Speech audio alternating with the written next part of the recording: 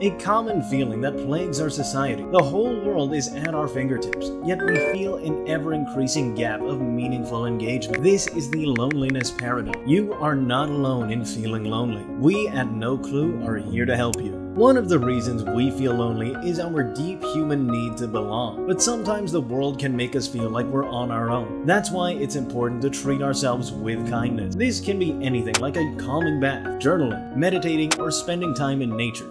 You deserve it. Have you ever found yourself in a cycle of loneliness where you feel lonely and further isolate yourself?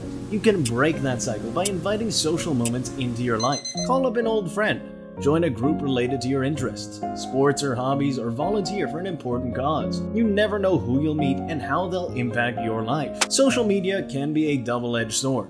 While it can help us keep connected with others, it can also leave us feeling worse off. But here's the good news. You can use social media to your advantage. Disconnect from content that brings you down. Instead, stay connected with digital content that uplifts you.